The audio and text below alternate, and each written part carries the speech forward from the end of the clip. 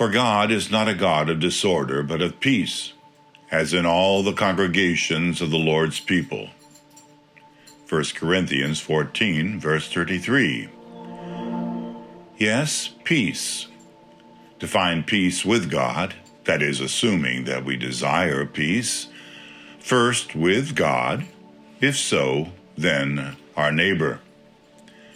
What did the Apostle Paul say? If possible, so far as it depends on you, live peaceably with all. What a caveat! So far as it depends upon you and me, only by the grace of God. Now, to my story. Lucinda Hazard was a young girl born in Connecticut around 1831. Her father was a man of color, her mother a woman of white. Of course, history records the turbulence of those divided times, North and South. The Canton area of Connecticut was a hotbed of northern anti-slavery movement, religious missions, and of course the politics, always the politics.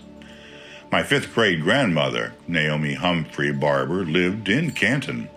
She was first cousin of John Brown of the Harpers Ferry incursion, where John and his sons hoped to secure weapons from the armory to arm the slaves.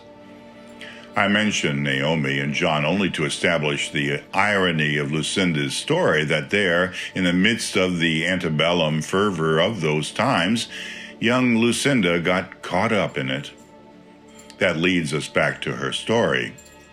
So, to press on with the oppressed, here the little girl was, of a light-colored, dark skin. She was spurned by those attending the local church and community. If it wasn't for Naomi taking the young Lucinda under her wing and teaching her, it's unlikely Lucinda would have received any Bible training and instruction. Why did Naomi do so?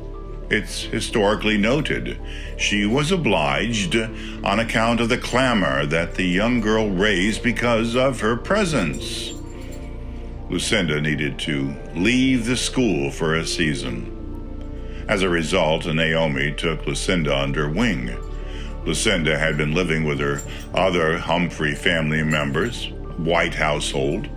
Suffice it to say that Naomi's sense of duty, steeped in kindness and charity, would profoundly impact her.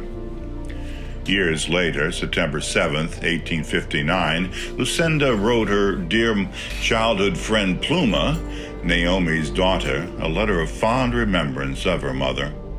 Lucinda wrote the letter from Monrovia, Liberia, Africa.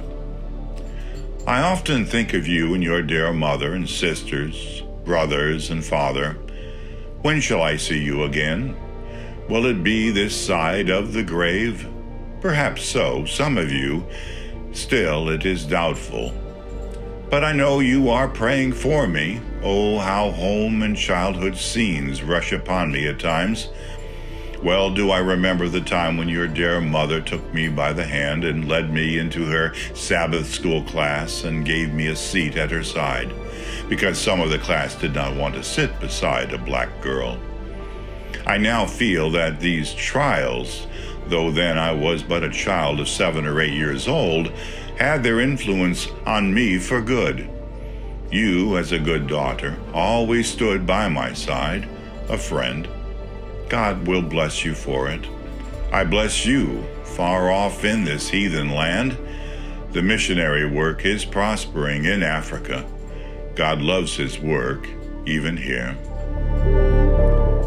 You know, I started off talking about disorder and peace, and Paul's admonition that we live in peace, so far as we are able.